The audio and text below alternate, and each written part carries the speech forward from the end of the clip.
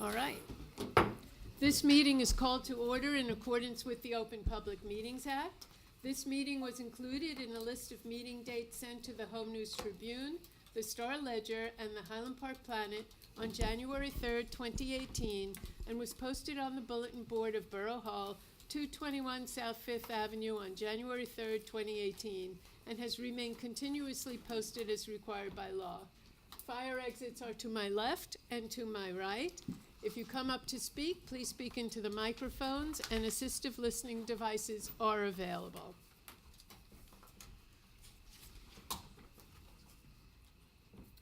Robin, would you lead us in the Pledge of Allegiance, please? I pledge allegiance to the flag of the United States of America and to the republic for which it stands, one nation, under God, indivisible, with liberty and justice for all. Thank you.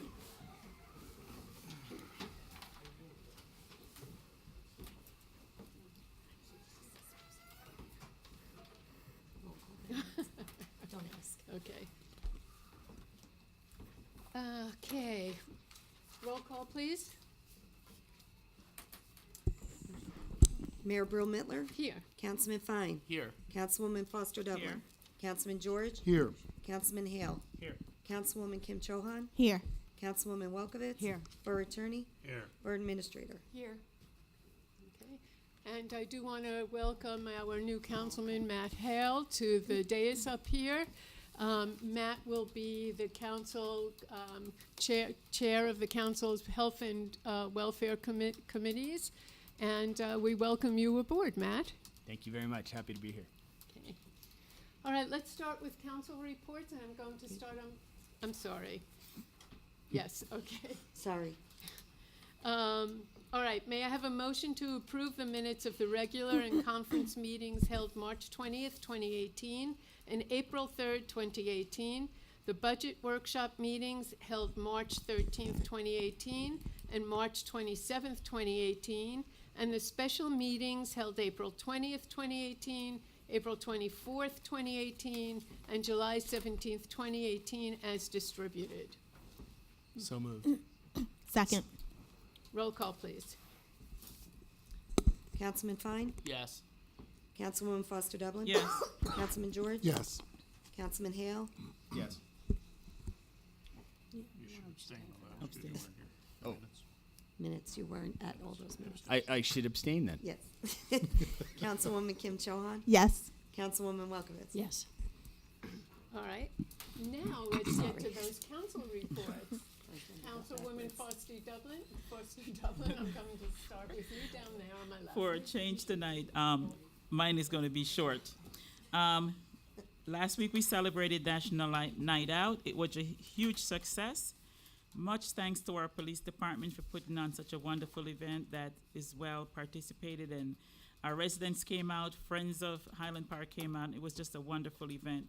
I want to thank the fire department, the first aid squad, the OEM, and our CERT team, our community response team, the prosecutor's office, and Women Aware, and all the other groups and organizations that came out to make last week's National Night Out a huge success. Much thanks, and we really appreciate your support, especially for our young people. With that said, the final long-awaited Teen Center, we have an opening date, and that will be September 12th at 3 p.m. Please keep your eyes open, and it's going to be named, the teens have picked a name, and it's called Zone 6 Youth Center. So keep a lookout for that, more information as we move forward with that. And that's my brief report. And just as an explanation, Zone 6, the teen center is located on 6th Avenue. So, They and chose Zone this 6. this was a creative process amongst our teens. Okay, Councilman Fine, do you have a report? Not tonight, Madam Mayor. Thank you. Thank you. Councilwoman Kim Chohan? Yes, thank you, Mayor. The Arts Commission held their second annual Chalk Art Festival, that's a tongue twister, at the National Night Out. It was very successful. Thank you to all of our sponsors. The proceeds raised from the festival benefits the Middlesex County Adult Substance Abuse Program. The Arts Commission is also working on their window art walk and a digital art walk to go along with it. We're also going to be participating in Arts in the Park, so look for our table there. Open Studios this year will take place October 14th, and we're looking to do a social justice performance concert off the theme kind of Many Voices, One Town, to try to bring the different communities, north, south, triangle, everywhere, together, and different cultures. And we have that date set for November 3rd. We also have, we had 2 openings, Allison Baldwin and Maggie Dominic, who are going to be filling out their applications to join the Arts Commission. They've already been coming in as guests and helping us out a lot. The Recreation Department, I'm sure some of you who your children participate in the summer camp, they've been coming home telling you how much fun they had and how exhausted they are. We are in the final week of summer camps. All had a great time, and be on the lookout for our newsletters that they also can be found at Highland Park NJ Recreation Facebook page. Currently, we are registering for youth fall soccer and flag football. Also, the youth and teen programs and the adult programs will begin fall registrations next week. And please check our Borough website or the Recreation Department's Facebook page for upcoming programs. And on an ending note, just a reminder to yield to pedestrians around town. I witnessed a cyclist hit on River Road and Cedar Lane. So just please slow down and enjoy your summer. Thank you. Thank you. Councilwoman Welkowitz? Thank you, Mayor. Tonight we're passing a resolution to apply for a second Safe Routes to School grant. Our Safe Walking and Cycling Committee has been collecting data for the past few years. Special thanks to Denise Nickel and Jan Verstrati for helping to document this work. If we are successful with this grant, with this Phase 2 grant, it would afford Highland Park to continue to improve our walkways and crossings, mostly for pedestrians, throughout the entire borough. The next meeting for the Safe Walking and Cycling Committee is Wednesday, September 12 at 7 p.m. in our senior center. There's lots of stuff going on through our Main Street organization. They can be, the information can be seen at www.mainstreethp.org. Thursday nights throughout the month of August, we have Highland Park After Dark from 5 to 9 p.m. Certain stores are offering special offers and discounts, so please take advantage of that. We're trying to get folks out and about on a Thursday night. On Friday evenings from 7 to 10 p.m., we have Music on the Corners.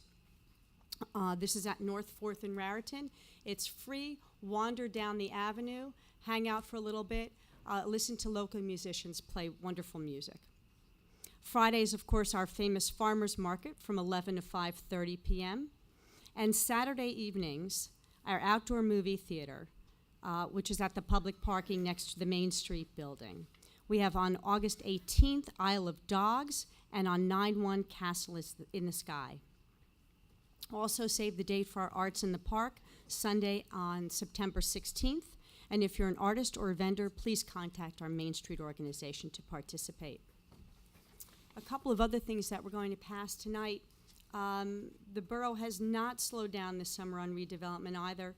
Tonight we're approving on final reading 2 separate redevelopment amendment projects, one at 31 River Road and the other at 130-134 Raritan Avenue. On River Road, we worked with our screening committee, our council redevelopment agency, our planning board, the property owner who's here tonight, and the neighbors, several of them are here tonight as well, to achieve the plan that's in front of us. We held several community meetings to work towards a common goal. On 134, we are amending a plan that was originally approved about 10 years ago. On both of these projects, we aim to assure design characteristics for the neighborhood, to provide some room for the planning board to approve a forthcoming site plan which best meets our vision and goals, and to provide reasonable accommodations for fair share housing obligation. Neither of these plans are finalized at this point. We will be holding additional community meetings and to go over some of the comments and concerns that the neighbors had for 31 River Road. That will include whatever developer we may bring to the table on this one. And for 134, we want to hear more from the residents about their comments and concerns. So that's on the docket for tonight. That's it. Thank you, Mayor. Thank you. Councilman Hale, do you have any report? I do. I just wanted to say very quickly a thank you to all of my colleagues on the council and to the mayor for welcoming me to the council and for their help in sort of navigating the early waters. I've been trying to meet with all of the people on the various commissions that are in my bailiwick: Board of Health, Food Pantry, Housing Authority, Highland Park Gives a Hoot, the Human Relations Committee, the Immigration Task Force, and the Mayor's Wellness Task Force. So I'm attempting to try and get a handle and get up to speed on all of those. And there's some great volunteers out there, and I'm looking forward to working with them. I will say that on the one bit of substantive business that I'd like to report is on the Immigration Task Force. There has been an executive order request that the task force came up with for the council to pass. There's also a resolution that we passed around immigration and refugee issues quite a while ago. We had a meeting earlier with the mayor and the borough attorney that I think was quite productive on trying to weave those two documents into a really strong stance about Highland Park around immigration and refugee issues. I think we're going to be able to move fairly quickly on that moving forward. So I just felt important to present that as a bit of business. So that's the report I have. Thank you. And Council President George, do you have a report? I do, Mayor, briefly. Thank you. First of all, I'd like to welcome Councilman Hale to the dais. I've met with you and we've discussed some of the ground rules of what is an ordinance and what is a resolution. I enjoyed that discussion and I look forward to working with you. Also, congratulations to Councilwoman Foster Dublin. I attended the Jamaican Independence program on Saturday. Was very well received. It was a delightful program at the Freeholders Meeting Room in New Brunswick. And Elsie even secured the presence of Jamaica's Consul General to give a very inspiring address. It was really enjoyable. In the Department of Public Works, you're going to hear a lot of announcements because we're going to try and make sure everyone's aware that in the week following the townwide yard sale, it's Saturday and Sunday before Columbus Day, the 6th and 7th, traditionally, we have something of a problem of picking up bulk trash. We always do a bulk trash pickup after the yard sale, but it's a short week because Columbus Day is a holiday. So therefore, we have decided to cancel recycling that week in favor of picking up trash on the regular days, which will be Tuesday for the north side, the business district, and the triangle, and Friday for the south side. And the other days will be devoted to bulk trash pickup. As you know, in the past, the synchronization doesn't always work. There's been a lot of bulk trash on the streets which gets strewn around, sometimes for up to 2 weeks. This way it will all be picked up during the week. There'll be a lot more announcements, but I just want to let everyone know that. And the Environmental Commission, pleased to announce that the solar field is moving forward. We're actually at the point of going out to RFPs for the site remediation, which was approved by the new administration with the cooperation and impetus of our Assemblywoman Nancy Pinkin. The original proposal was moved through. The commission, along with Sustainable Highland Park, is looking to implement more electric vehicle, or EV as they call it, planning, and we will be reviewing a request to pass a resolution supporting the state's initiatives, as well as looking at some things that we can do locally as well. The Meadows Trail Crew, which works under the Environmental Commission, is busy working on an observation platform in the Meadows to expand its use. I visited the site on Sunday. The volunteers were at work. It is an observation platform that in the fall and winter would be able to actually see the river. It's well known as a birding site. There are a lot of bird observations there. I think it's somewhere up to 49 native species have been spotted there. You wouldn't even think you're in Highland Park at this location. Also on Sunday, in coordinating with Councilwoman Kim Chohan, the Meadows Trail Volunteer Group, Olivia, one of the volunteers, led a group from the Reformed Church's Creation Care Structure and Art, Earth Art group through the Meadows. This group is interested in creating art from found items in the meadow, recognizing the value of nature and the impermanence of existence, but also encouraging collaboration, cooperation, and connection. The walk was to show them potential sites, but also let them know where there are particular environmentally sensitive areas which are regulated by state or federal law. Sustainable Highland Park has proposed and spent a lot of time crafting an ordinance limiting the use of single-use plastic bags. As you know, they spent a year on a program which was significant in bringing, again, to our minds from the early 2000s, the damage that plastic bags can potentially do to the environment. The ordinance is under review. It will have a number of public hearings. It's been referred to Economic Development for further review and discussion with all of the stakeholders. But Sustainable Highland Park also noted that a number of borough businesses already have discontinued use of single-use plastic bags, as well as discontinuing automatic distribution of plastic straws. And Sustainable Highland Park worked with middle school students, in particular Andrew. He is dear to my heart, so I've known him since he was born. Went door to door to the businesses and asked them to stop giving out plastic straws automatically, and a number of businesses agreed. And STAC next week, which works under Sustainable Highland Park, at the next meeting will be presenting its emerald ash borer remediation plan. Middlesex County is considering joining us. We are the only municipality that has asked to join with the county in this effort. And that's all I have for tonight. Thank you. Borough Administrator, do you have a report? Just a brief reminder, as many of you may be aware, tax letters went in the mail for property tax bills, but I just wanted to make sure everybody who pays their bills, as opposed to doing it through their bank, through their mortgage, that the deadline was extended to August 30th. So just to make sure that was clear to you, if you're wondering. So that was just a little reminder. Borough Attorney, do you have a report? No report, Madam Mayor. Okay, thank you. I have a brief report. Lots of good news for Highland Park's senior artists. Middlesex County announced the winners of their 2018 Senior Art Competition on August 3rd, which was open to all residents who were at 60 years of age by that date.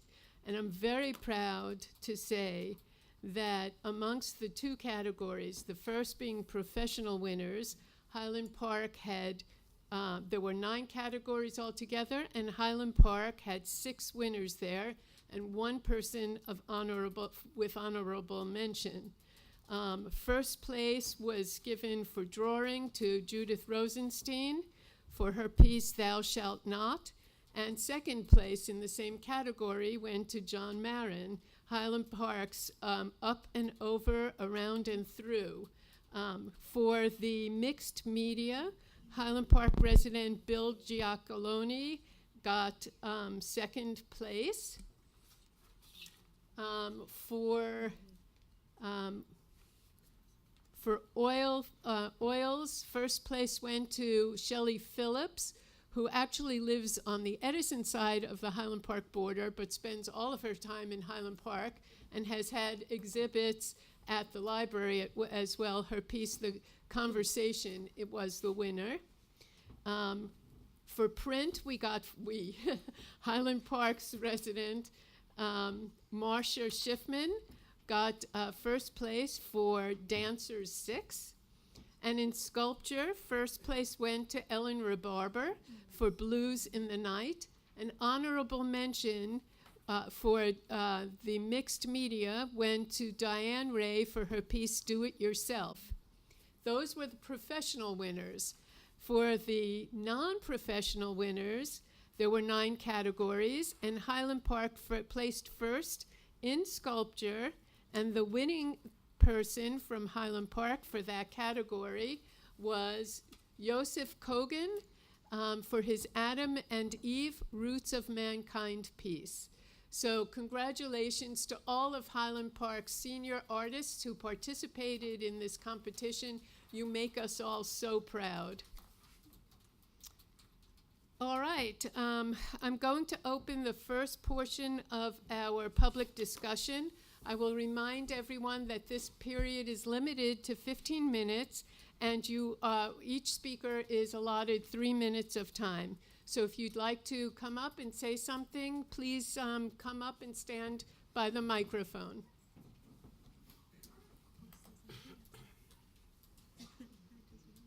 Okay, Robin, if you could state your name and address, Welcome, please. Matt. Thank you. My name is Robin Lowenstein. My address is 116 South 4th Avenue, and I am the president of the Highland Park First Aid Squad. I'm here tonight because I'm personally insulted and frankly outraged by something that happened on Friday, July 20th. Mayor Brill Mittler put out a letter and a nixle to the residents of our town that was paramount to slander. The letter was to inform the residents of the new hours of the Highland Park First Aid Squad would be in service. I'd like to quote, "Frankly, we got to this point after a series of safety and administrative concerns that were discovered that I and the Borough Council felt put our residents' safety at risk and required immediate action. If there were serious safety concerns, why were we still allowed to answer calls at night? If there were serious safety concerns, why were we told that you weren't really planning to make the switch to Robert Wood Johnson so soon? Let us be fair and let us be clear. The Highland Park First Aid Squad has not and never will be unsafe." The mayor wrote, "I am happy to inform you that an open, honest, and productive meeting was held last week between the leaders of the Highland Park First Aid Squad and the Borough's Public Safety Committee and Borough Administrator." That is completely true. We had a very positive meeting, but our procedures on the ambulance and our patient care have had no changes whatsoever. We willingly supplied the council with all the information requested, and none of it related to the safety of our residents. I'd like to say once again that there has never been any information requested that the squad withheld. The only example the mayor repeats is a meeting that a previous squad leader did not attend. But if the current leadership is accountable for that, then I believe the mayor should be accountable for the actions of previous mayors. Of course she is not. Actually, Mayor, you frequently say that you don't think of yourself as a politician, yet when you speak, I think otherwise. After 2 months of asking you about our funding, you sat in that very seat last month and said that it would be discussed at the meeting with the squad and the council. I asked you if you knew the agenda of that meeting, and you said you did. Money was not part of the meeting, and when we asked about it, we were clearly told that there is no money available to discuss. We're asking for the 3rd month in a row what was your plan regarding the oxygen that we normally provide the police officers, based on our funding being cut, which you said from that chair in June would be discussed at the first meeting with the council. Again, not at all part of what the meeting was about. I don't know if you're aware, but one of the discussions that we did have at a recent meeting with the Public Safety Committee was about this binder. This is the emergency operating plan for the Borough of Highland Park. The law requires that it be updated every year. This last copy that we've received is from 2009.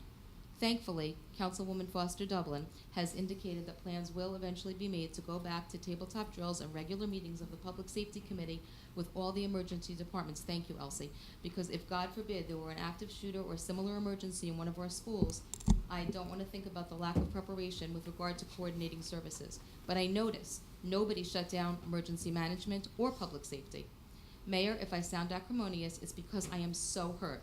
I'd like to demand a public apology for your inaccurate statement about safety concerns with regard to the Highland Park First Aid Squad. I believe this should be retracted via every source used to disseminate the original message, and I'm hoping that you'll do the right thing. Robin, thank you for coming to express your concerns. I wish you had expressed them to me personally before tonight. I in no way intended to mar your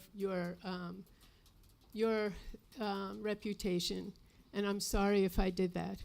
However, as you and I know, and the Public Safety Committee knows, there were some serious safety concerns. The council is well aware of it too.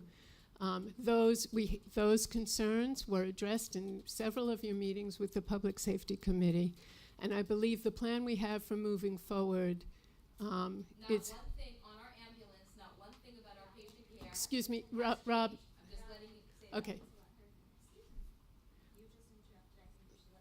Robin, I don't want to rehash all of the things we've discussed in our meetings or you've discussed with the Public Safety Committee.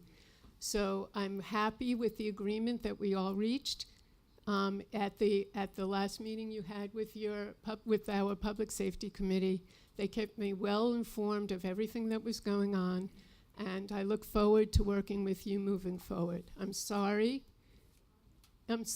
if I offended you in any way, because I have the utmost. You said we were unsafe, and that is untrue.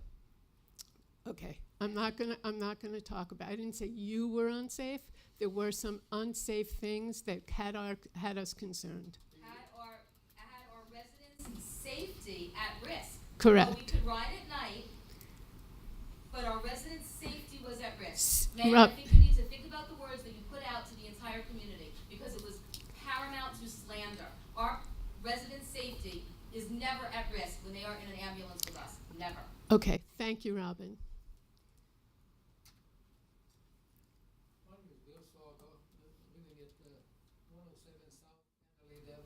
Could you do me a favor, please, and take the microphone off and speak into it closer so that everybody can hear you?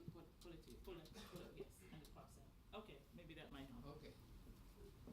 My name is Bill Sorgo, living at 107 South Adelaide Avenue. I got a problem with people parking in the driveway, partially blocking it up. I have some pictures to prove what I'm saying right now. And I would like to have some help to correct some way this problem to be solved. Okay, so Lieutenant Abrams is here now. If you would give him the information, he will make sure that the police take care of this for you. Thank you very much. Hi, I'm Karen, and I live 6th Avenue in the senior apartments. I want to talk about the ambulance. There was 2 people, and he was so afraid to call for the ambulance because he have to pay. And one girl, her blood pressure was 200 over 100 and something. And she was afraid to call. So I think she called, I don't know the time, like after 8 or 9, she finally called the ambulance because she was so afraid that she gotta pay. I call again, I still gotta pay no matter. I called and I talked to the lady today, and I still gotta pay for the ambulance. So I will pay it little by little. And the other thing about the senior center, everybody is so nice there. They always help on any problem you have. They always help, and I wish more people would come.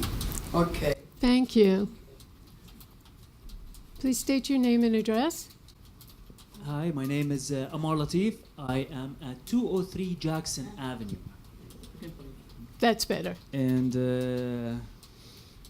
I am new to Highland Park. I'm part of the new community, so I welcome myself to the neighborhood here. Thanks for to be honest, it's a very nice town. We like it.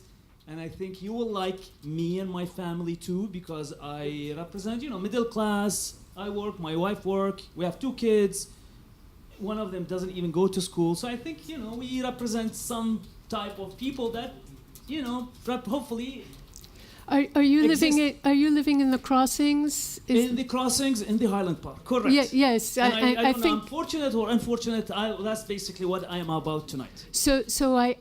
I believe I'm coming to meet with you and all of your neighbors. I think it's next the 28th. Correct. Yes, good. I'll That's be correct. looking forward to seeing you there. Yes, and I think the community, so I'm pointing here to colleagues of mine that we reside in the same community. I think everyone is looking forward to it. Part of Good. it, again, being welcome to the community. But here is my concern. So basically, I received a letter in the mail, an increase of taxes. Hmm. I have an average house, $600,000 in value, not McMansion by any chance. It's really average, 2,400 square foot. I mean, you know, average as in, depending on what you find by average, but anyhow, it is what it is. I get an increase of $850. That's an increase. Hmm. That made my taxes go above $20,000. And I sent a letter to the mayor. I sent a letter to the council members. And I'm trying to understand. This has an adverse effect on me personally because it affects, of course, my cash flow, meaning the expenses every year. And then it affects my property value because people looking at buying houses, they will question why they pay $20,000 a year, without a doubt. So my concern is, why did I get $850? Let me repeat it, $850 on a $600,000 house. So, and I'm not expecting, by the way, I'm not expecting answers here. These are difficult questions, but I have very specific questions that I'm looking for answers to. Not the answer to this, why 850? Okay. So 850 people are saying, well, go challenge your assessment. It's not a challenge of my assessment. It's not specific to me. All of my neighbors got the same raise. Right. I just want to stop you for a second. We're limited to 3 minutes. Okay, so let me ask you, so I have very specific questions, and then, so first of all, these are outrageous taxes. I mean, I am surprised there's nothing in the agenda talking about, so we have so many initiatives in the tax, which are really awesome. I mean, your council guys are very, very busy. Why don't we have initiatives on addressing tax increases?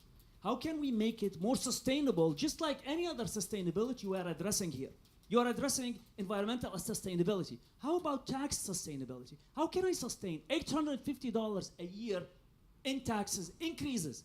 That means, and I quote, I contacted the Board of Education, who replied to me. So I'm contacted also the Middlesex County. And I asked them, what are you going to do with Board of Education? What are my expectations for next year? And he's saying basically, the guy was very clear. He's saying, expect the same increases next year. Well, again, I'm not answering questions. I got a letter saying that expect same increases next year from the Board of Education. And he's saying your taxes, my taxes, are double the average taxes of Highland Park, which means puts me in like 3 standard deviations from the average. And that's another thing. I'm not too clear. Why am I 4 standard deviations from the average in Highland Park? So I guess my questions are the following. What is the council that is elected doing to make taxes more sustainable? I haven't heard anything in the agenda. I'm hoping that you guys are going to help us with that. So, number 1, what are you guys planning to do? Number 2, what did the town do as far as setting up a fund to address the changes in the tax system that was delivered by this new administration? And specifically, New Jersey approved a law that allows towns to set up charitable fund. What are we doing to do that? What are we doing around that? Are we going to do it or not? I would like to understand that. So that's number 2. Number 3, what are we doing as far as reevaluation of the town? My understanding is that this town has not been reevaluated since 1990. That means, again, to me, it's like 28 years of no reevaluation. I called the Middlesex County. They said Highland Park is in the top 5 towns when it comes to consideration for reevaluation. What is the town council doing to trigger a reevaluation?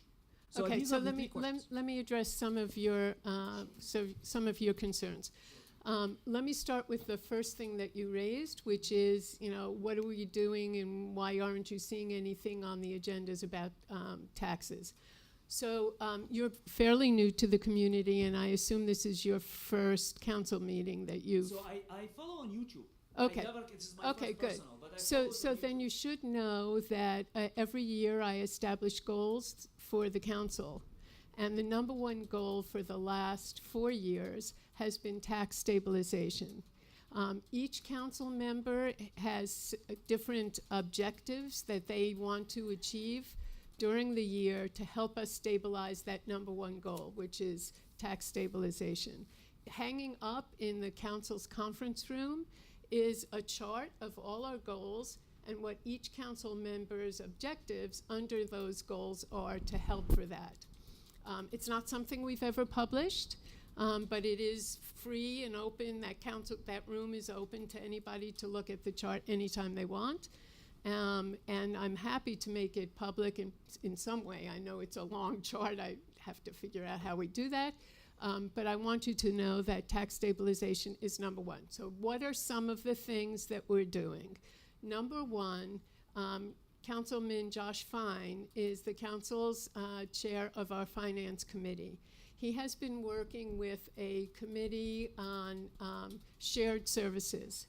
And what shared services are working with either municipalities or other bodies within the municipality to try to reduce some of our expenses. One of the things that we were able to do, I guess a year or so ago, maybe a little more, in working with the Board of Education, which please understand is a totally separate body from the municipal government. We are now sharing services with them on their custodial services. I guess it's an outside organization, right? Yeah, so we became a part of their contract, and that helped us save money on custodial services. So those are the things that they're looking at. I know you're throwing up your hands. Results, right? I work for a company. But let me We are finish. driven by results. I love the activities, but results, right? We should You're not letting me finish, are you? results. Okay. So that's one of the things. We have been talking with other municipalities about some of the services that they provide that we can do. Things you will learn as the more you get involved with us, and believe me, there are plenty of committees and commissions that would love to have more participation, that things in government don't move quickly. I come from a business background. And the most frustrating thing to me when I first became a council member was waiting till we could actually make something happen. So that's not an excuse, but it's something that we have to follow certain guidelines on timetables for things to happen. So there are downtown development, for instance. We are a municipality with no ratables. Do you know what ratables means? I'm learning. Okay, so it's, big corporations that can share in the tax burden that we all feel. We're surrounded by municipalities with lots of corporate ratables. New Brunswick, Edison, even Metuchen, because of the businesses on Route 1 that fall within Metuchen. They have sources of revenue for their taxes that are not necessarily homeowners, okay, or small businesses in a town. Unfortunately, here in Highland Park, we have no ratables, no big ratables. So the burden of our taxes falls on all of us. I pay a lot of taxes too. And there's nothing I can do to change the ratable situation, but what we can do, and our number 2 goal for the council, is actually downtown development. Because downtown development will bring in, smart growth is what we call it. It'll bring us more ratables that will have little or less impact on our infrastructure. So that is a major goal, and actually this year, Susie, you want to talk to that for a second so I can stop talking for a minute? Sure. This year we passed 2 redevelopment projects. which I think is the first time in a long time that Like we've 15 years. Yeah, it's been about 15 years since we had a new redevelopment project on the avenue. One is happening right now, which is off the corner of 2nd Avenue on the north side. It was the old International Market. So he's taking that down and he's going to expand it fourfold, have retail on the bottom and apartments. And he's already working on that. And then tonight we just approved another one directly across the street from that. Which still has a lot of steps to go, but we're on our way to making that happen as well. And then I saw Councilwoman Foster Dublin had something. I think our chair of finance has something that he wants to Okay. Oh, no, I was going to say, so two things.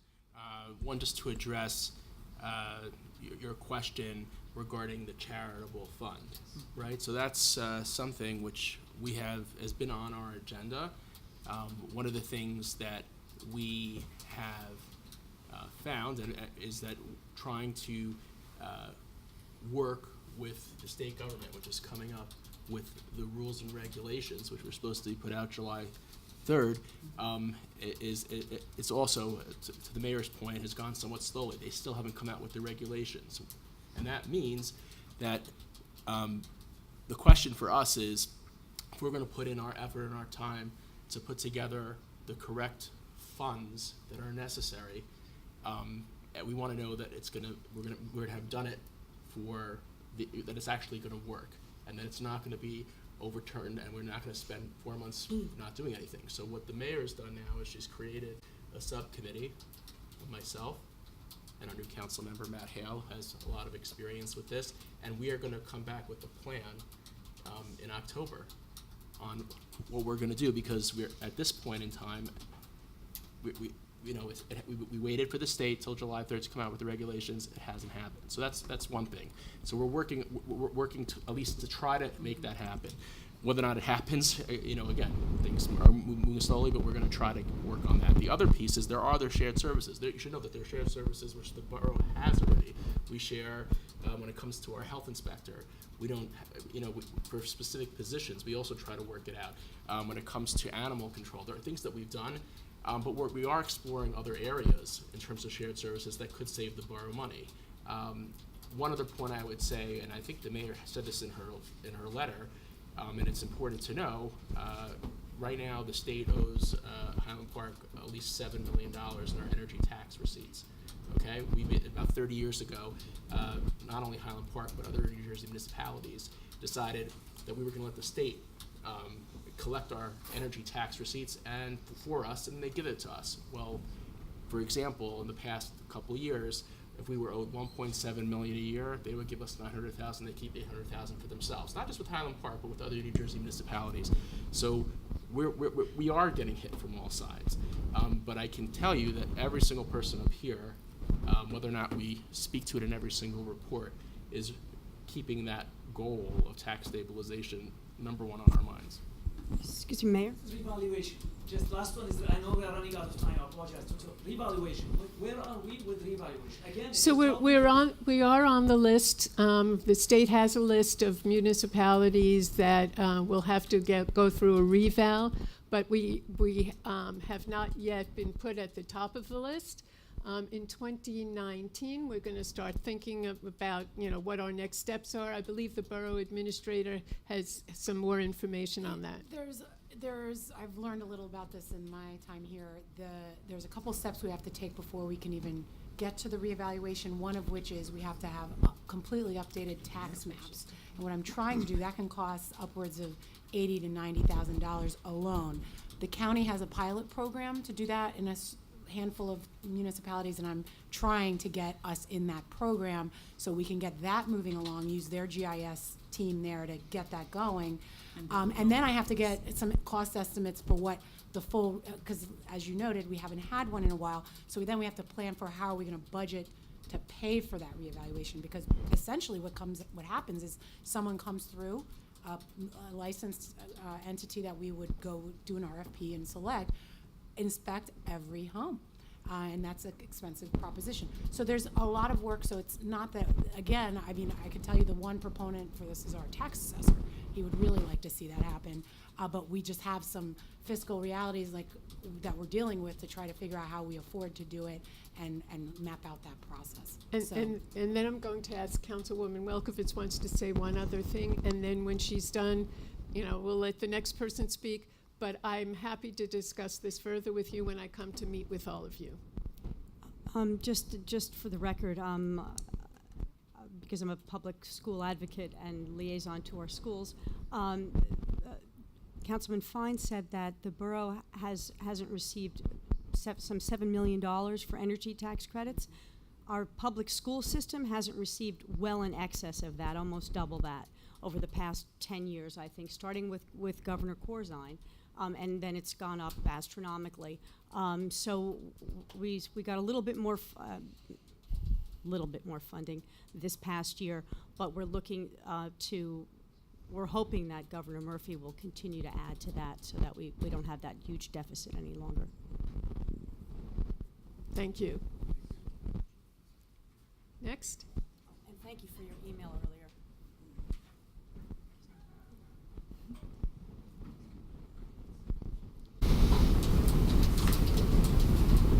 I have two subjects I'd like to talk about. Number one was on the 13th Sunday, a little after 9 when I could take the pain no more. I finally had a call. 911. The squad couldn't have been nicer. Could not have been nicer. They were there on time. They caught me there. Good. They could not have been nicer. I'm glad. But I had to wait till after the day. In spite of the fact that I got sick at 12 in the afternoon, showing up for hours and hours, weak as a pussycat. But I waited. I wanted to wait for the squad because I ain't got the money for Rutgers. The other thing I want to talk about was the bicycles. You're allowing these bicycles to go on the sidewalk, and these are big boys, like big bikes. I would hate to have to tell you how many times I got missed. Because now it's warm weather, they're out there riding the bikes, and by ginger, they're not using the streets, they're using the sidewalks. And if you don't move, we'll move. So that's something, again, Lieutenant Abrams, that's something you need to address. Mayor, can I say something? Sure. I just want to announce the hours that the First Aid Squad is operating in. And they're operating from 6 p.m. in the evening until 6 a.m. in the morning, Monday through Friday. At Saturday and Sunday, they're available full-time. So they're on full-time Saturday and Sunday. Currently, it's 6 a.m. in the morning to 6 p.m. in the evening to 6 a.m. in the morning. You can reach out to the squad if you need the services. On the weekends, they're on full-time. Thank you. Okay. I'm Gabrielle Wilders. I live at 24 Walter Avenue, and I'm here to speak about the Road 1 River Road redevelopment plan. I wanted to first thank everybody in the other committees and the planning board, the screening committee for taking the time to meet with the neighbors and listen to our concerns. My most recent concern based on the last planning board meeting was they've decided to uncouple the units from the parking spaces allowed. My concern about that is that it's great for people who move in who have no car, but it's an incentive for people with a car to not pay for a parking space and just say, oh, I'll park on the street somewhere. So I would like to say that that's a big concern because parking in general is a big concern for all of Highland Park. Second of all, we were told that the traffic study would actually be conducted by the developer, which I find strange. And apparently that's a standard mode of operation. To me, that's like a pharmaceutical company paying for their own drug studies.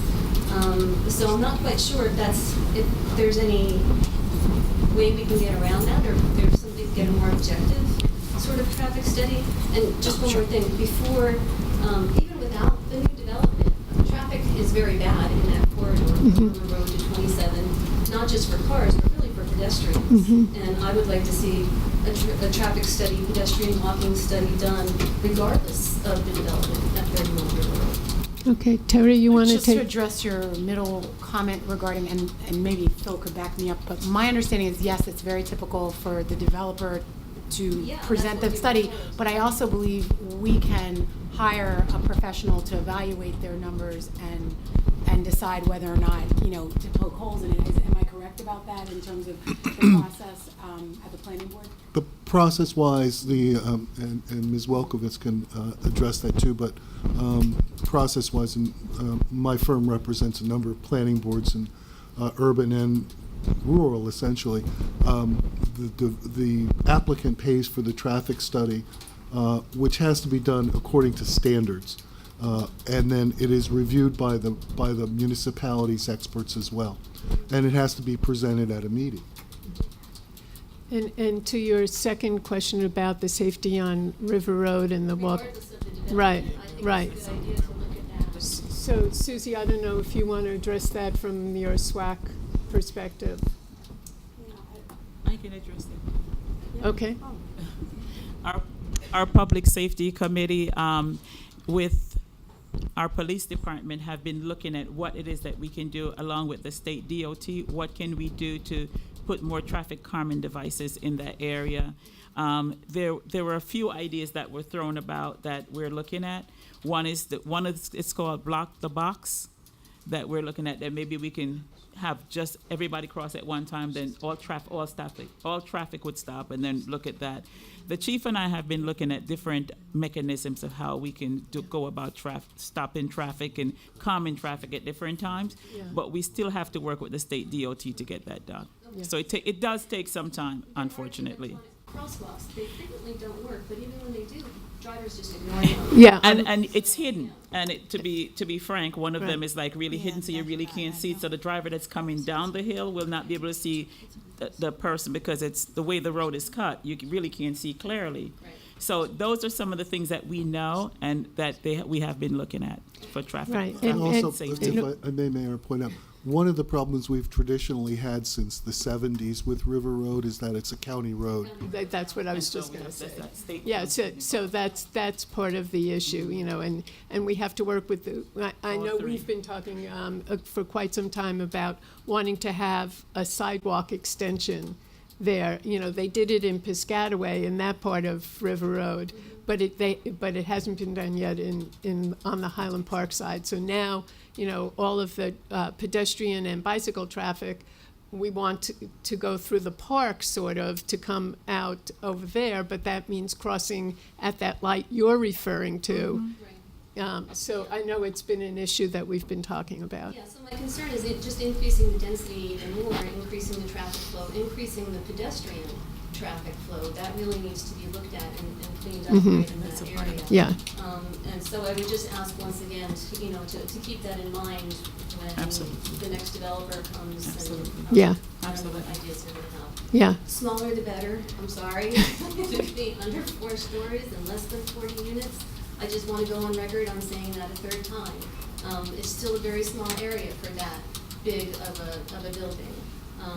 Last of all, I know it's very difficult to leverage competing agendas in the best interest of all. Somebody's always unhappy with that. Once again, I appreciate all the time that people have taken to listen to all the different sides of things, so thank you for that. One thing I would really like that I think would make it easier for everybody in the future is to redesign your website in a way that I agree. organizes the information. So, Yeah, yeah. I know that the meetings are on the right side under events, and there's 3 or 4 events, and then in gray lettering is like more events. And then for more information, click on this. So I click on this, and there isn't any more information. Yeah. So my. Another page to get the agenda. Gabrielle, you've hit on my pet peeve, and we have dedicated money in the 2019 budget. We're planning on dedicating money to redo that website because. There's stuff we can do now. Yeah, okay, so it's just. Has been a problem. And Yeah, I also wanna exactly. ask, moving forward, I'm not sure what the next steps are, who the developers are, who's interested, whatever the case may be. At the next point where the residents do have input, can we please be notified in a timely manner? That's all. And if it's going to be posted on the website, that's Yeah, great. just make it easy to find. But yeah. And Borough Administrator, is there a way for us to do like a starburst on the website landing page? I don't know what you mean by A highlight, Mayor, she just had a good point. She said inside whatever we send, we should put the URL so they can just click on the URL and perhaps it goes, they can I go mean, right No, there. That's a we're- good we're idea. thinking about this. I And the think email there's ways, communication. we can, we were frankly hoping to do the website this year, so I had kind of held off on doing some of these upgrades, but based on this and some other issues, we need to just reorganize what we can now, and the Public Information Committee's on board with doing that. And so, but especially in this area, I can see where some of the confusion is, and we're gonna try to help make it a little easier to navigate. And also sitting in the back row is our new public information officer. Harry, you want to raise your hand? So feel free to, talk with him about some of your thoughts. Okay. And lastly, I don't want to take up the council's time, but what is the next step and who's going to get in touch with us? If there's a developer interested or whatever the next step is, if somebody could email us or tell us, like I said, I don't want to take up the council's time. All right, so we'll figure something out, and Terry will get back to you. We're basically assuming this goes forward tonight in terms of the vote. There'll be kind of a period where a developer will hopefully come forward. We would, and there'll be a process, and I'm happy to kind of map it out with you, and then also try to figure out where that landing page is that you can monitor moving forward, because I have some limitations into how many things I can remember to remind people about. So if we can make it easier for you to find, that would be the easiest for all of us. But maybe we could talk offline. I can kind of map it out for you the way I see it rolling out, so you'll know where to keep an eye out, and then hopefully we'll make that easier for everybody as well. Okay. As far as the possibility of uncoupling or the parking You need from to tell units, is that being decided tonight? Or- That is in the plan that is going to be considered for a vote. Yeah.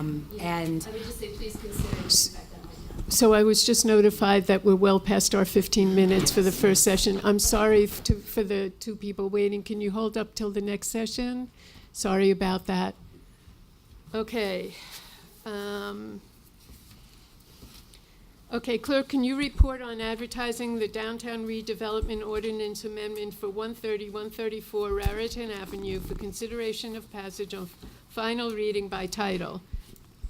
Ordinance of the Borough Council of the Borough of Highland Park, adopting an amendment to the Highland Park Downtown Redevelopment Plan for property commonly known as 130 and 134 Raritan Avenue, pursuant to the local redevelopment and housing law, was duly advertised for consideration of passage on final reading by title, and affidavits of publication are on file. The ordinance was posted and made available for public inspection as required by law. May I have a motion to take up the ordinance on final reading by title? So moved. Second. Roll call Public hearing. before. No, you have to have the public hearing. Okay. Before we do the roll call, is there any public discussion, any questions about this? Please step up to the microphone.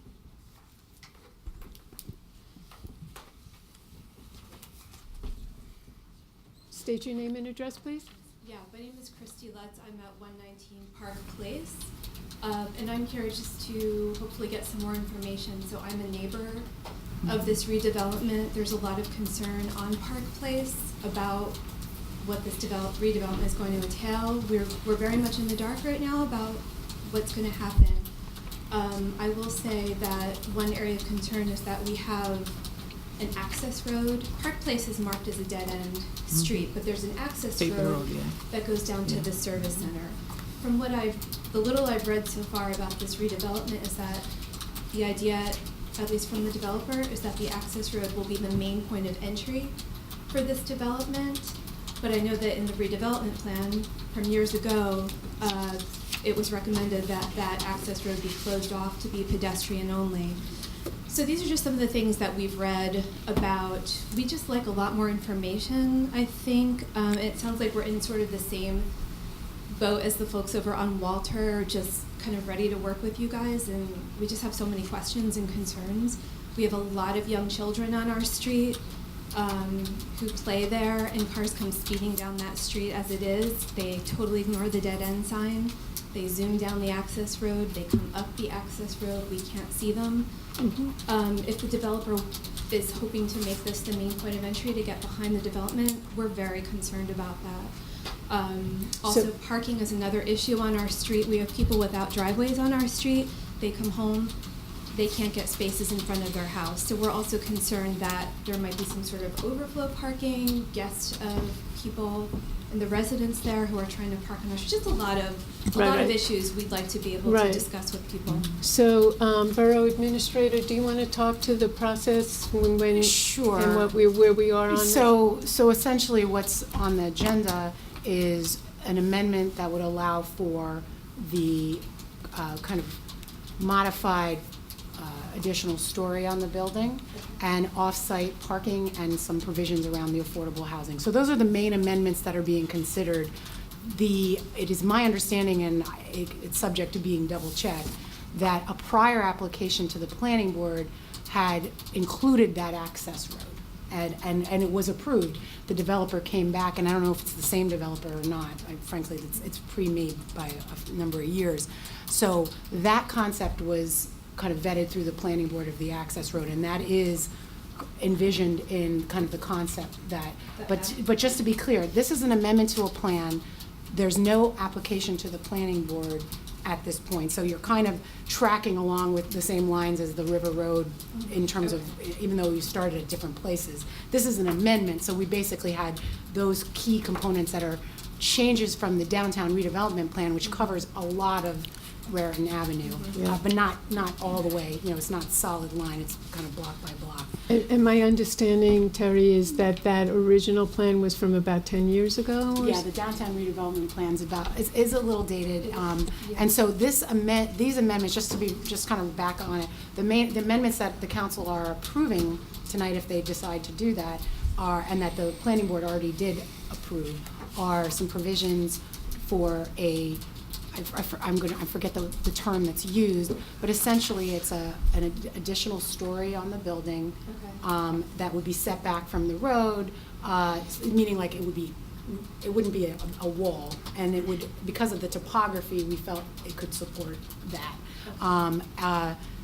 Some provisions around affordable housing there, I think 3 units, and off-site parking. And to address your concern about part of your concern about the access road, it's my understanding that the parking will be limited to the residences. So it's a retail first floor, commercial first floor with apartments above. And so the hope was that at least you wouldn't have a lot of in and out all day long, and that any of the employees, et cetera, have to be located at the off-site parking, that they have to come to the planning board with a solution for, like to show that they've secured the off-site as a condition of getting an approval from the planning board. So those are all things that we're giving them some flexibility to address the off-site parking, because frankly, we're gonna have that issue in a lot of our downtown locations. They can't support necessarily 100% of the parking. So let me just. Sorry if I went too long. Yeah, it's okay. I'm excited, it's something I'm excited about. And once we have an interested developer. Right. Once we have, so the process moving forward, what we'd like to do is have a neighborhood meeting prior to any formal application, so we could get some early feedback. It works for them too, because they'd rather not come to the planning board and get hit with a bunch of things that they could have addressed in a more productive way. The other is, then they would have a formal application to the planning board. And then that would have a series of notices and then the planning board would have to weigh out all the concerns you just raised, and the safety issue being high among them. To sort of summarize the whole thing, tonight the council will be voting on an amendment to an existing redevelopment plan. There is no plan per se. There's no development proposal at this Yeah. time, although there is an interested developer. And they have some concepts, but they haven't come forward with a formal application. At which point we would go to the neighbors. Right, prior to them coming to the planning board, and they've already indicated a willingness to do that. Okay. So basically, this is still early days of this, and Right. sort of to be continued, and Right. I would agree that notifications on the Yeah, website and would be it's super challenging, but I Yeah. completely understand, and we're gonna work on it. helpful. Okay, thank you. Thank you. Just briefly to comment as well, I wanted to point out, as you've heard, to sum it up, it's the same process that went on for River Road. You and I have talked on a number of occasions when we were cleaning out the garage over there, and we commented on that little tiny road that sneaks past the gas station. So you can be assured that the same process will happen with everyone on Park Place. Thank you. Okay, now, we had the motion. No, you're. Motion to close the public. Resolution to adopt or reject. Now the vote. You need a motion in a second first. He's telling me I need to close the public. No more. Okay. Now, may I have a motion to adopt or reject the resolution to advertise the ordinance on final reading by title? Motion to adopt? I'll second. Roll call. Councilman Fine? Yes. Councilwoman Foster Dublin? Yes. Councilman George? Yes. Councilman Hale? Abstain. Councilwoman Kim Chohan? Yes. Councilwoman Welkowitz? Yes. Okay. Clerk, can you report on advertising the downtown redevelopment ordinance amendment for 31 River Road for consideration of passage on final reading by title? Ordinance of the Borough Council of the Borough of Highland Park authorizing the adoption of a redevelopment plan for the property known as 31 River Road pursuant to the local redevelopment and housing law was duly advertised for consideration of passage on final reading by title, and affidavits of publication are on file. The ordinance was posted and made available for public inspection as required by law. May I have a motion to amend the ordinance? So moved? Second. Roll call on the motion to amend. No, you keep going.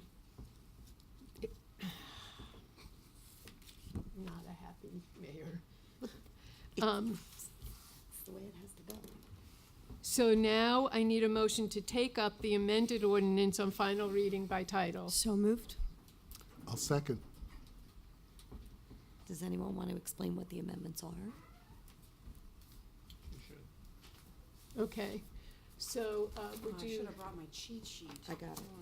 She has it. Thank you. Okay. I don't know who wants to do that.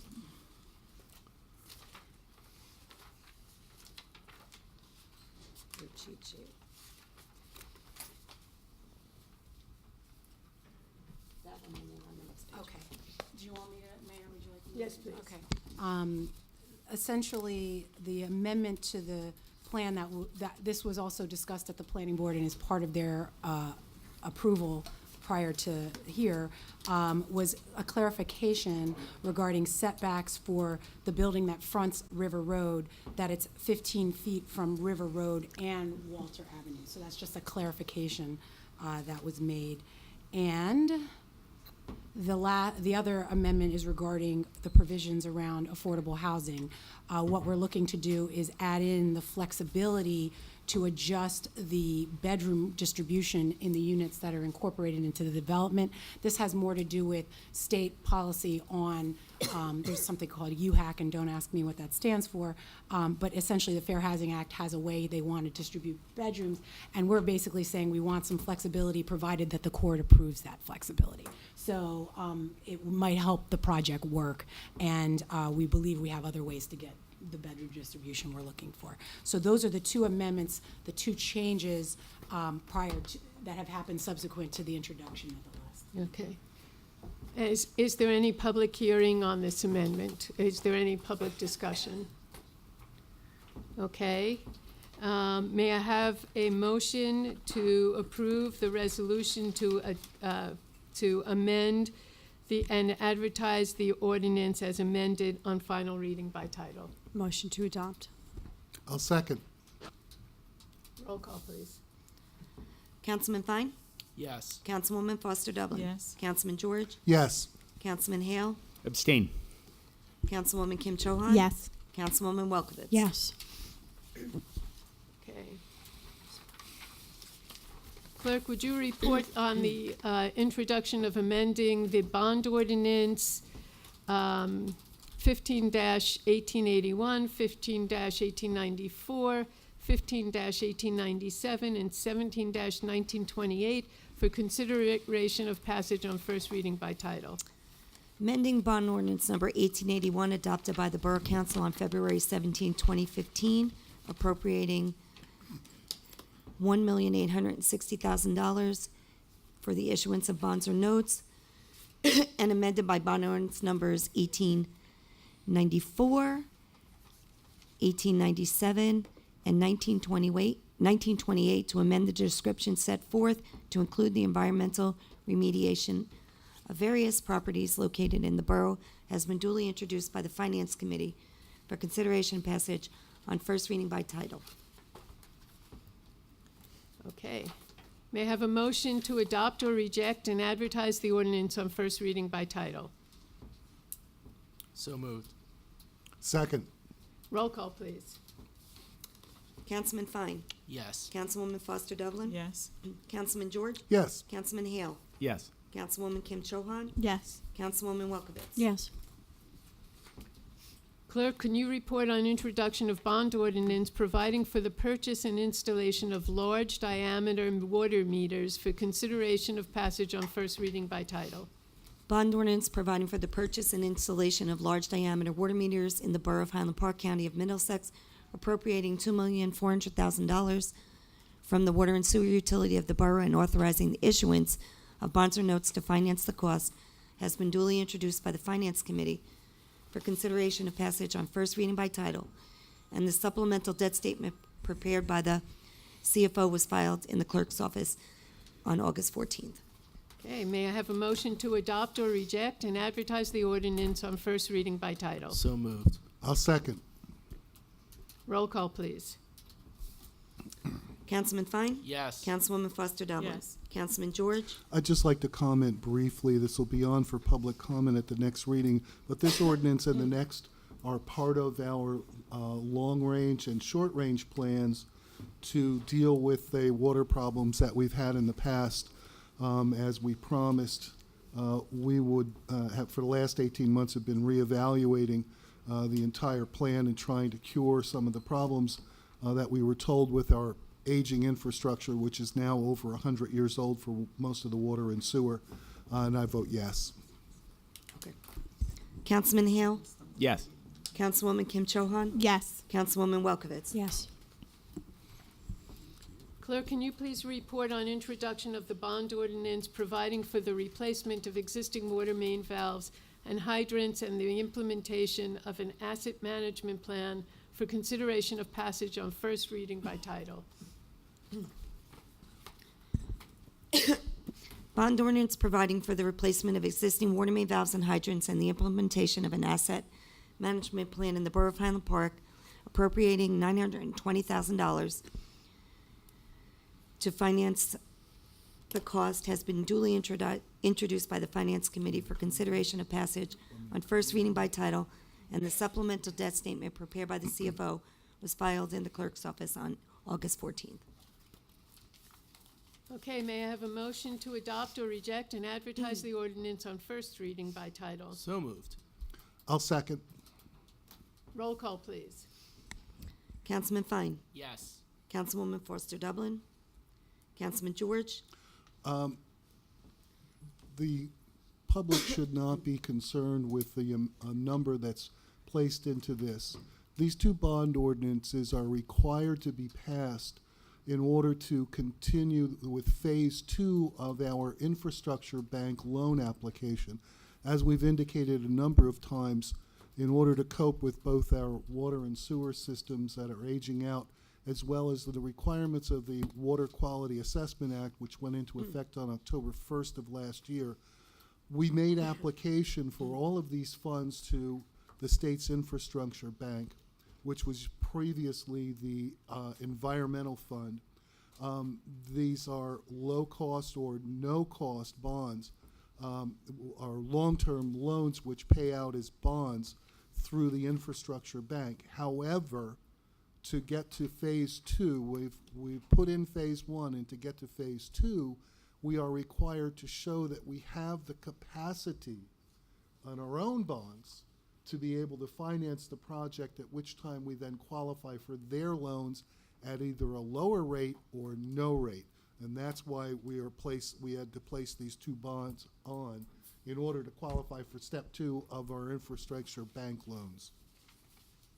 I vote yes. Councilman Hale. Yes. Councilwoman Kim Chohan. Yes. Councilwoman Welkowitz. Yes. Clerk, can you report on introduction of bond ordinance for various 2018 roadway improvements for consideration of passage on first reading by title? Bond ordinance providing for various roadway improvements in the Borough of Highland Park, County of Middlesex, State of New Jersey, appropriating $2,287,000 and authorizing the issuance of $1,619,040 in bonds or notes to finance part of the cost, has been duly introduced by the Finance Committee for consideration of passage on first reading by title, and the supplemental debt statement prepared by the CFO was filed in the clerk's office on August 14th. Motion to adopt or reject and advertise the ordinance on first reading by title? Motion to adopt. Second. Roll call, please. Councilman Fine? Yes. Councilman George? Yes. Councilman Hale? Yes. Councilwoman Kim Chohan? Yes. Councilwoman Welkowitz? Yes. Clerk, can you report on introduction of bond ordinance for acquisition of police, fire, and public works equipment for consideration of passage on first reading by title? Bond ordinance providing for the acquisition of police, fire, and public works equipment in the Borough of Highland Park, appropriating $315,000 and authorizing the issuance of $299,990 in bonds or notes to finance part of the cost, has been duly introduced by the Finance Committee for consideration and passage on first reading by title, and the supplemental debt statement prepared by the CFO was received in the clerk's office on August 14th. May I have a motion to adopt or reject and advertise the ordinance on first reading by title? So moved. Second. Roll call, please. Councilman Fine? Yes. Councilman George? Yes. Councilman Hale? Yes. Councilwoman Kim Chohan? Yes. Councilwoman Welkowitz? Yes.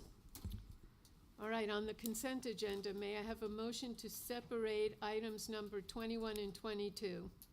So moved. Second. Second. All in favor? Aye. Aye.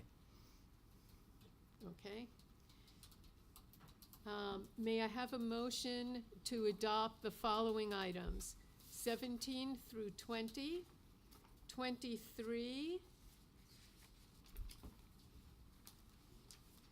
through 39. So moved. Second. Roll call, please. Councilman Fine? Yes. Councilman George? Yes. Councilman Hale? Yes. Councilwoman Kim Chohan? Yes. Councilwoman Welkowitz? Yes. Now may I have a motion to adopt consent agenda items 21 and 22? So moved. Second. Roll call, please. Councilman Fine? Yes. Councilman George? Yes. Councilman Hale? Abstain. Councilwoman Kim Chohan? Yes. Councilwoman Welkowitz? Yes. All right, may I have a motion to adopt item number 40, Chapter 159, Information and Assistance Grant? So moved. Second. Roll call, please. Councilman Fine? Yes. Councilman George? Yes. Councilman Hale? Yes. Councilwoman Kim Chohan? Yes. Councilwoman Welkowitz? Yes. All right, I am appointing the following: Judy Richmond, Robert Rothberg, and Robert Holseful as alternate number 2 to the Board of Adjustment. I am also appointing Abby Stern Cardinale, Anna Pare, Mason Resnick, and Laurel Kornfeld to the Public Information Commission. And I'm appointing Sonia Headlam to the Human Relations Commission. May I have a motion to confirm? So So moved. moved. All right, second. Roll call, please. Councilman Fine? Yes. Councilman George? Yes. Councilman Hale? Yes. Councilwoman Kim Chohan? Yes. Councilwoman Welkowitz? I am delighted that these three people are being reappointed to the Board of Adjustment. And congratulations, Abby. Yes. Okay. We're ready for the second public information session, so please step up to the microphone. Miss Bickard, 307 Magnolia. I have 3 questions, or rather issues. Starting with the bulk pickup. Last Wednesday, this past week, it was in the south side. People are moving. This is the end of the month. New students are moving into the community. Others are moving out. They're leaving furniture and God knows what else on the sidewalks. Some of it, people drive through, it looks good, it's useful to somebody else, they'll go rummage through it, take it. When the borough comes to pick up, they seem to be selecting certain items too. I don't know what the difference is between one or the other. So that's an issue. And I think it's something that whatever the Department of Public Service should look into. Ms. I think I can answer your question. Part of the problem is, as you said, we schedule bulk pickups on certain days, mostly, and you notice it's generally Wednesday because that's when we have the cruiser available in between recycling and trash.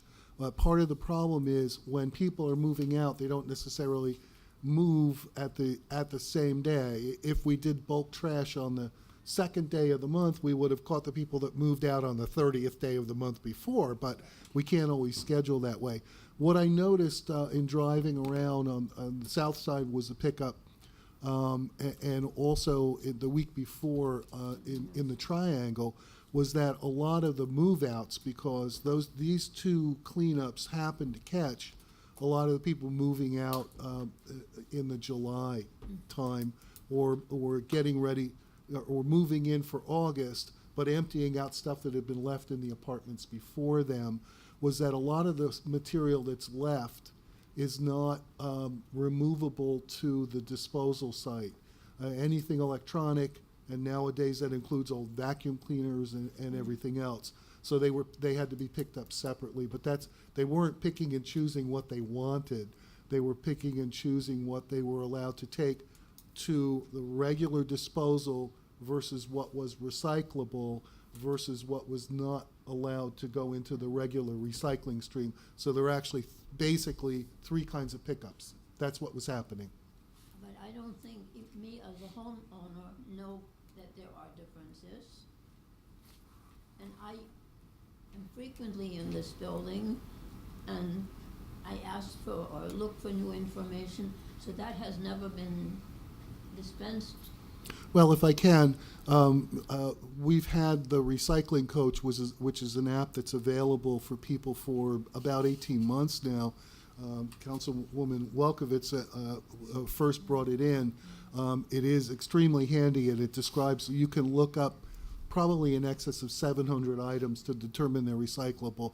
It's also on the website. Now, I know that everybody talks about the website, and it's not the greatest in the world, but we cut taxes this year in part by moving the update, which is now planned for 3 years in running. We moved it to 2019, so it's not updated yet. But there is information online about what is recyclable and what's not. We discuss that frequently to see if we can change it. We've looked at assessing for the 2019 year. Can we change? We made another change. It's on the agenda that we changed to Middlesex County Improvement Authority for some of our recycling at a better rate. So the information is available. Again, the website is not the greatest in the world, but if you go to recycling, you see the breakdown on recycling. The trash, garbage pickup is not necessarily broken out that way, but the recycling is. Okay, good. Broken sidewalks. I have a dog. I walk my dog. And there are on my street, less so on my side, they've been fixing them, but in the north-south run on the south side.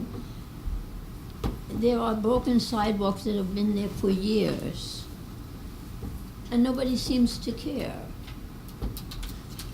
It seems to me that if it is reported to the borough, whoever, I don't know what department, brought to your attention, and then I take a look at some of the sidewalks that have been repaired, and they are yay thin. They're not even an inch thick, the concrete or whatever they use to do them. How can they endure the traffic, the bicycles and whatever walking there? Councilwoman Welkowitz, do you want to take that up with your Safe Walking and Cycling Committee to see if they? Well, I mean, anything can be reported into code enforcement, I think is really the best way to go. You know, I did mention earlier tonight that we're going out for another Safe Routes to School grant, which should bring us in some more money to repair sidewalks that are borough-owned. But as far as if somebody's sidewalk is in disrepair, we can send out our code enforcement. And I think that's really the best way to go. If you have a list for me, or if you want to call it into Mr. Brescher in code enforcement, however you'd like to do that, I'd be glad to send it to I'll him. invite you to go for a walk with me, my dog. Okay. Let's do that. Okay. This is a concern because I felt like I have been a victim to this twice in the years that I've owned the property here, and that is water line repairs.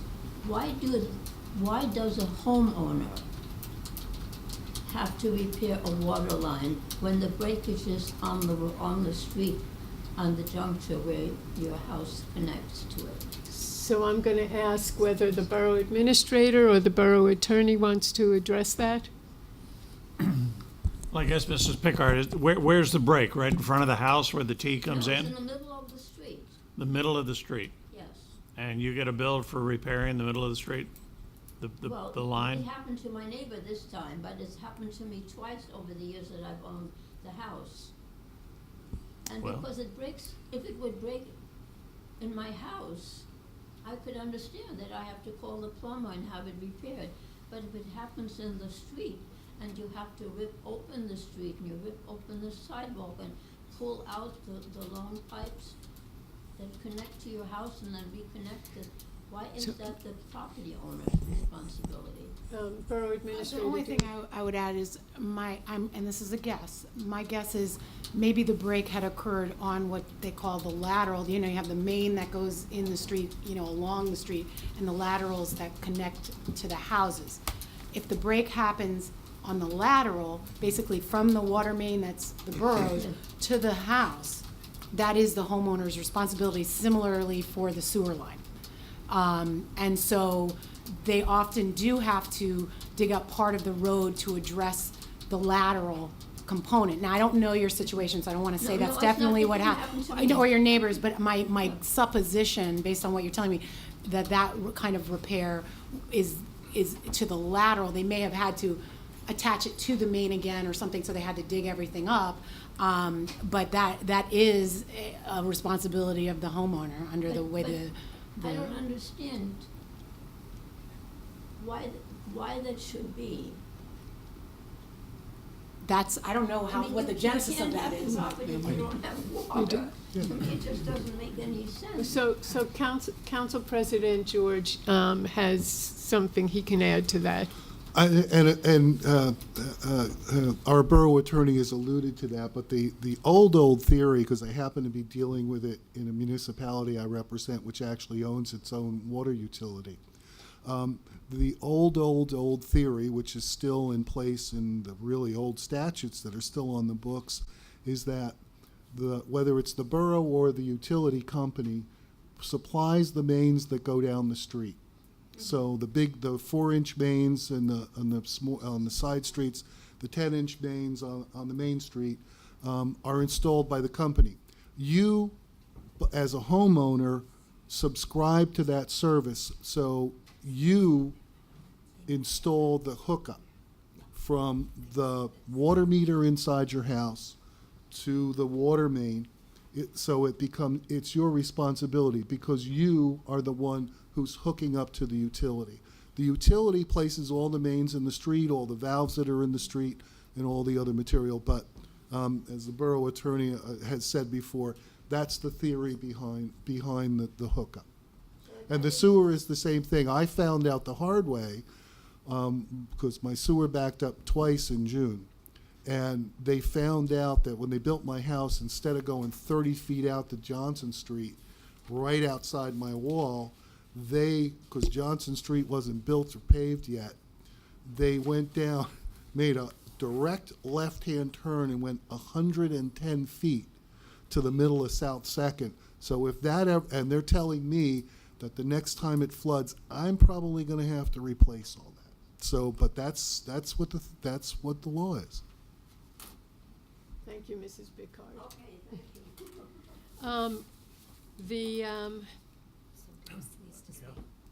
Oh, I'm sorry. Sorry, I told you that. Okay, I wrote it down because I'm really bad at talking in front of the microphone. So I'm Abby, I live on Harper Street. I'd like to raise a question that I've actually had for a while, but out of concern of being polite and not causing more anger from the first aid squad, I haven't done so. However, I do think that this is a valid question for us to get some answers for. First, we've been hearing for months about issues with the first aid squad having to do with leadership, response times, and safety concerns that contributed to the decision to change to using Robert Wood Johnson in Highland Park. Earlier tonight, the representative from the first aid squad stated that if there were safety concerns about the first aid squad, then why would they be allowed to operate at night and during the night and weekends? And then, Mayor, you reiterated that there were, in fact, safety concerns. I'm assuming that this goes beyond response times based on what we've heard at various meetings. I do understand that there are financial concerns for residents of Highland Park, and I do truly feel for anyone with these concerns, but I feel that safety is the top consideration that should be taken into account. So I'm actually asking the same question as Robin earlier. If there are safety concerns about the first aid squad, why are they being allowed to operate during nights and weekends? As a resident, I'd like to know also what those safety concerns are, if you can elaborate, and provide insight onto if these safety concerns are still existing and what the issue was mentioned earlier. So I know that's putting you on the spot a little bit, but it was asked earlier, so I'm switching it a little bit. Okay, so first of all, let me tell you why they are now allowed to operate during evenings and on weekends. And that is because the Public Safety Committee met, the council met with me and addressed some of the issues we had concerns with and put in place some guidelines for us to be able to check up on certain of those issues. And so once there was agreement reached at that alluded to Public Safety Committee meeting, when the first aid squad agreed to give us the information that we needed and to make some corrections to the items that we felt were hazardous, then the council agreed that they could operate during the evening hours and weekends because they had enough people to cover it and because the council was going to be able to look, to get some feedback so the council felt comfortable that things were put back in order. So is there some kind of oversight where those things are being checked on a regular basis? My concern really is the safety of, my family and Right. other residents. So if these The answer is yes. Okay. And the agreement was to re-meet again at the end of December, I think it was. Yes.